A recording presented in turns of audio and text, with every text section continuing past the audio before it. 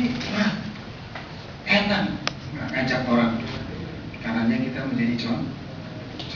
Kalau kita nggak ngasih contoh walaupun ilmunya banyak orang, kita jadi contoh.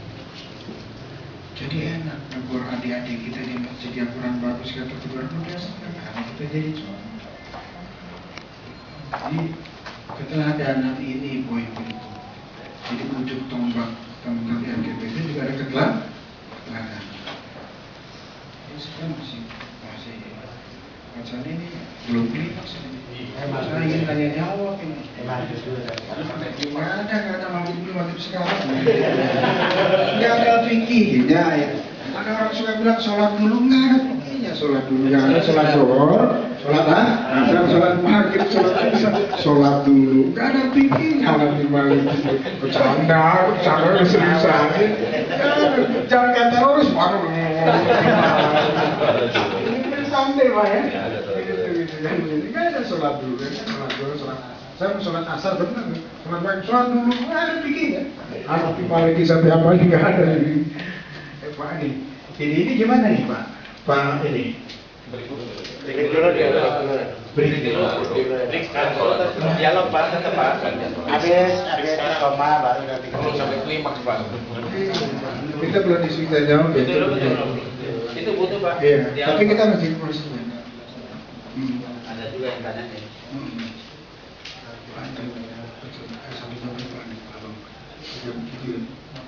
Ya Pak, ini sholat maghrib, sholat makan. Oh selesai. Wah selesai ya. Harus selesai di kedua nggak apa-apa ya. Selesai. Pada sempat tanya dulu deh, tanya. Pak kritik saya kalau saya tahu Pak ya. Tanya dulu Pak ya. Kita jawab masih. Kita buka langsung aja. Ya.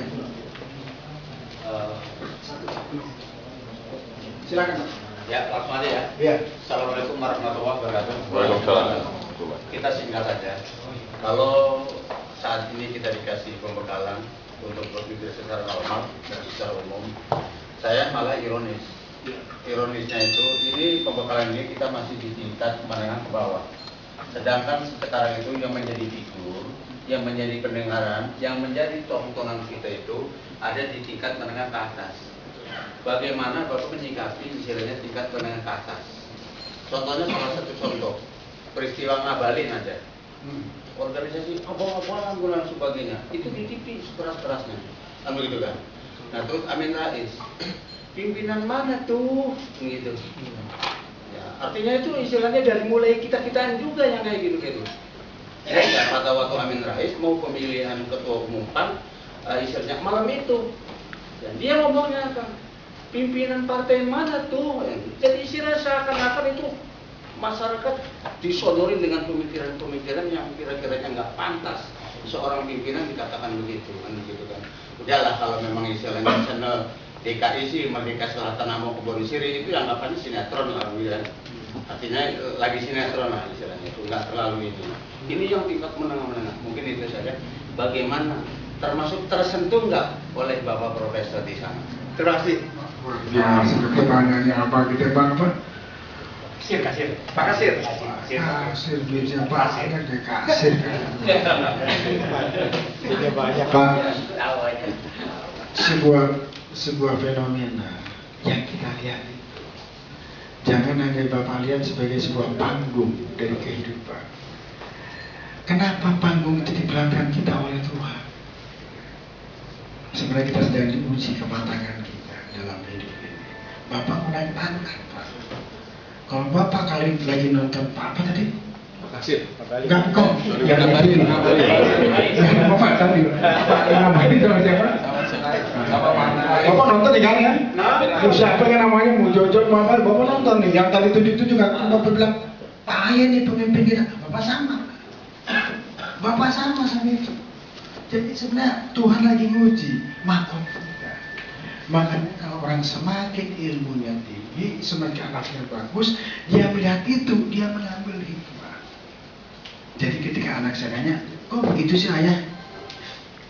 Menurut kamu bagus nggak? Nggak bagus, jangan ikuti. Tapi kalau kita ikut mencak di depan TV, nggak bener nih, matiin TV.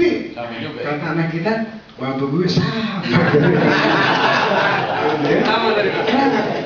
Maksudnya gitu Nah, sekarang teroris sama. Ada anak muda, dia kasih teror kan, kekerasan, pukul, ya sebetulnya tawuran ya, baku, gitu kan. Nonton sama orang tuanya. Nah, kalau orang tua yang nggak bijak, baby itu gimana tuh? Itu SMA ini masih ini ribut, pukul-pukulan. Lo nggak usah ngomong, nonton aja. Akhirnya si anak pikir, benar kali babenya nggak kelarang gitu. Nah, babenya cuek. Tapi kalau babenya bilang, menurut kamu gimana nak? Bagus nggak itu? Ada beberapa kita eksplor. Sejauh mana tingkat kecerdasan dia menangkap fenomena itu? Oh, dia harus kita isi lagi. Oh, dia sudah cukup, dia sudah bisa bedakan baik dan buruk. Itu. Jadi di situ Pak kita ambil positif. Sebab kalau Bapak itu melihat itu wota, yang ditonton gak stres, Bapak stres. Kita jangan stres, itulah dunia Pak. Bapak kalau ingin semuanya lurus, semuanya baik, surga Pak gitu Pak ya. Nah gitu Pak.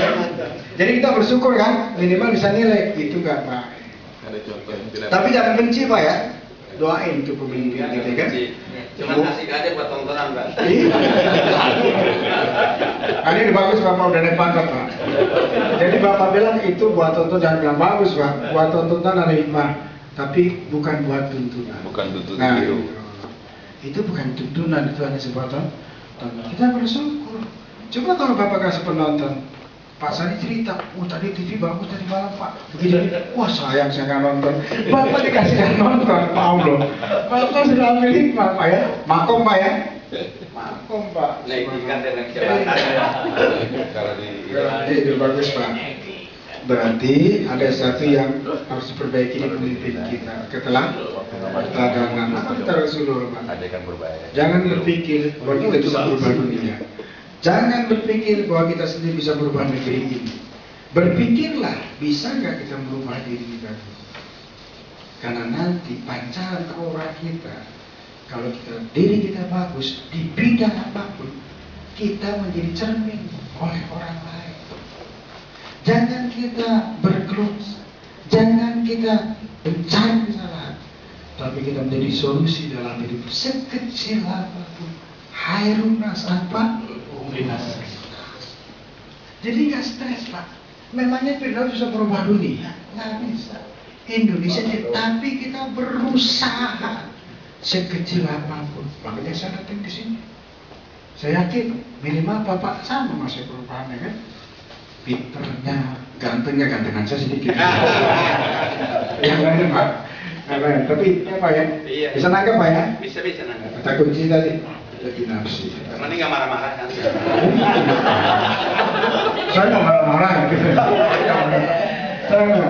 Bagaimana cara menjawab apabila kita punya prinsip seperti yang Bapak bilang bahwa segalanya kedamaian ya. Apabila ada orang bertanya, nggak semua agama sama gitu. Kalau misalnya teroris itu identik di Indonesia dengan Islam, bagaimana dengan pluralisme? Jawabannya apa gitu? Memang agama sama semua. Semua agama itu baik. Ya agama yang nggak sama dong. Mana ada agama yang sama? Agama beda. Namanya Kristen aja namanya dan beda sama Katolik. Gitu kan? Ini kan logika. Semua agama baik. Ya. Baik itu bukan kata benda Pak, tapi kita buktiin kata kerja. Bapak Muslim, buktikan Islam itu baik. Jangan marah-marah. Kata Nurul Simajid itu macam orang Islam marah-marah. Sementara ada orang nggak marah-marah dia maju. Jadi kemajuan diri kita bukan dengan cara marah, tapi dengan planning dalam hidup. Hari ini harus lebih bagus dari hari kemarin. Kemarin dulu. Hari ini khusus hari esok berarti. Gimana? Hari esok itu kurang hari ini. Waduh, celaka 12 itu. Ini berguyur. Tapi itu Pak, kita perlihatkan masing-masing. Pas tadi loh. Khairun, gitu kan? Belum ada kebaikan.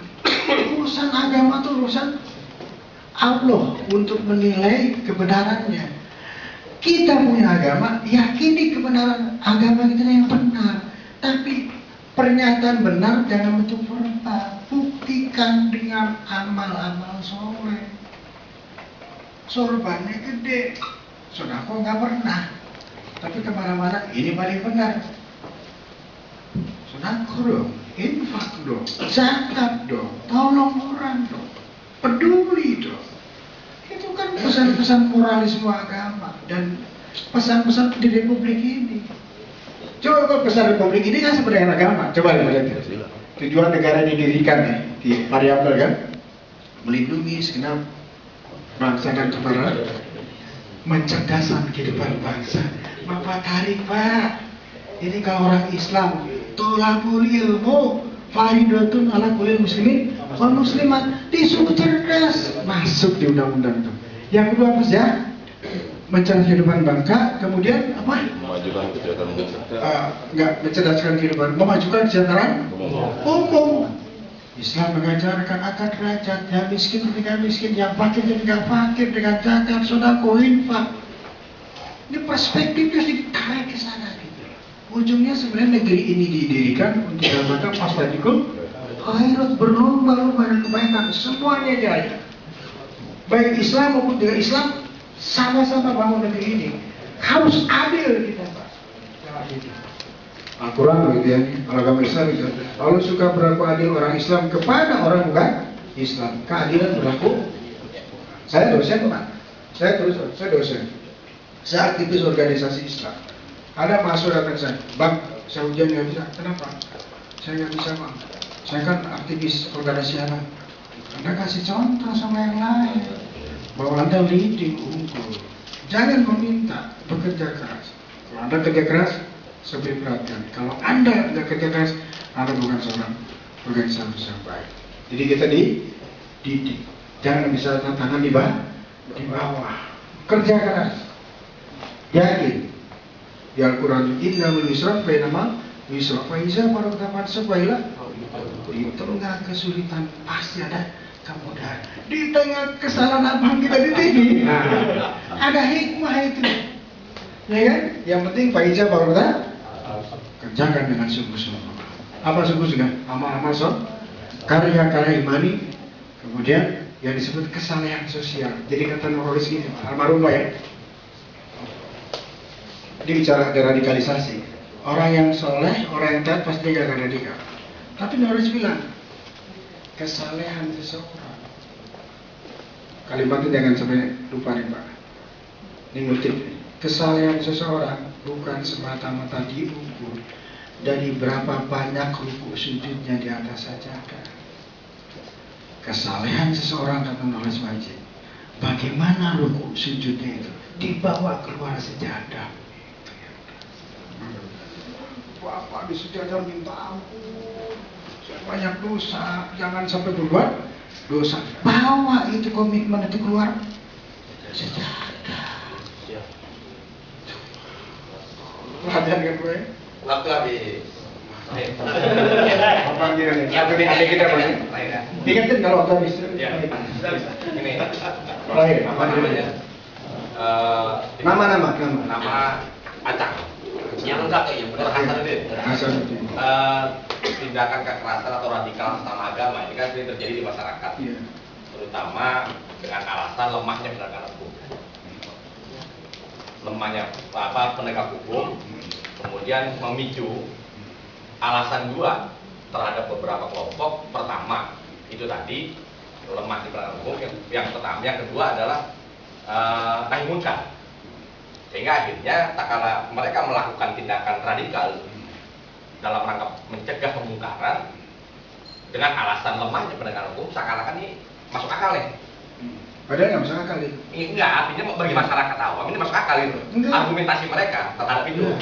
Maka gimana kita menangkal itu? Maksudnya gitu. Kita beri pengertian. Bagaimana menangkal argumentasi itu? Hukum itu sebuah aturan. Sebagus apapun aturan dibuat, kalau mental masyarakatnya nggak berubah, nggak jalan Pak hukumnya Pak. Jadi yang pertama integriti Pak. Integriti Pak. Saya tidak ngambil pulpen Bapak, ini bukan persoalan ada polisi nggak ada polisi. Soal integriti. Bapak keluar istirahat, pulpen Bapak tinggal di sini. Polisi nggak ada. Tapi saya nggak ambil pulpennya karena Integriti, saya punya moral, ini punya orang. Kalau hukum itu nanti terakhir, saya udah mencuri, cari siapa yang nyuri Firdaus, ditangkap, ada saksi. Tapi kan dia bicara pencegahan. Pencegahan itu mental, Pak.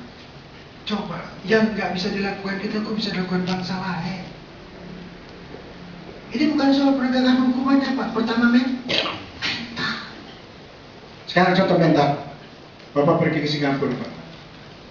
Orang kalau naik bis, itu di bus stop pasti antri. Saya nomor 5 datang di bus stop, Pak ya. Nomor 6 perempuan, nomor 4 bapak udah duluan. Bis mau datang. Saya berdiri nomor 5, Pak. Yang perempuan nomor 6 nggak ada bicara emansipasi, kecuali kalau dia hamil, ibu ini letak.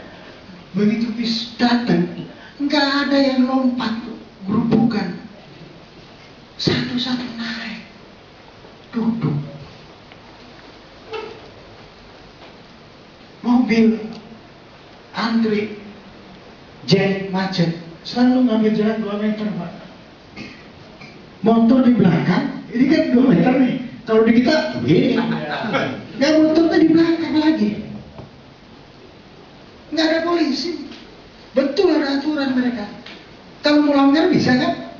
Indonesia nggak ada aturan. Bedanya dia nggak mau langgar, kita melanggar. Melanggar itu soal mental. Integriti, Pak. Ini soft skill, karakter kita ini harus dibenahi, Pak. Enggak gini, Pak. Maksudnya Enggak, ini kan kita bicara nih soal hukum. Hukum penting. Saya katakan hukum penting. Tuhan hanya urusan hukum. Tapi ada kata-kata yang terus idabi. Mulai dari kita. Mulai dari kita. Percaya. bagaimana cara kita? Ada kampung damai. Ada kampung Pancasila. Ada kampung preman. Ini kan inisiatif masyarakat. Ada Pak kampung Pancasila. Sekarang orang dibegal, betul kan Pak? Di mana-mana. Tiba-tiba bikin di Twitter WA, kita bikin di grup pulang bersama, sama kumpul di satu titik. Itu saya bilang integritinya bagus orang ini.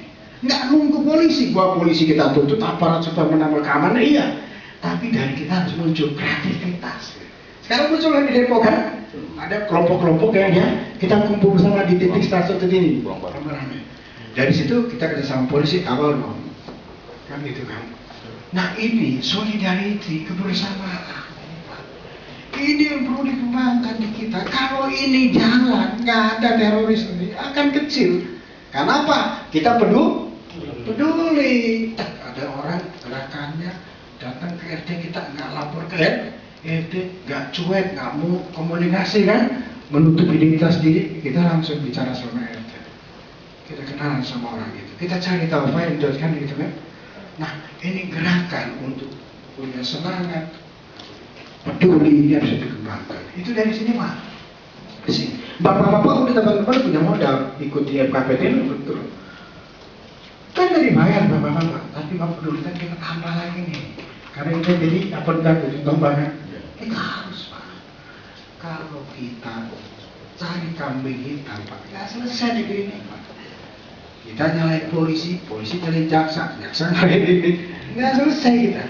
Itu ada yang nyelesain, ada tugasnya, ada itu ya. Tugas kita bagaimana meracun, coba ya, berbuat gitu ya. Ya itu pengulupannya di sektor-sektor kita. Sip ya? Ada tulisan, tapi waktu. Sholat bang, maghrib, ya. Sholat maghrib berdoa dulu. Terima kasih. Ikan cepat ikan gabus, ikan lele ikan paus, lebih cepat tidak perlu bagus, tidak bertelit tapi seri. Assalamualaikum warahmatullahi wabarakatuh. Baik, terima kasih.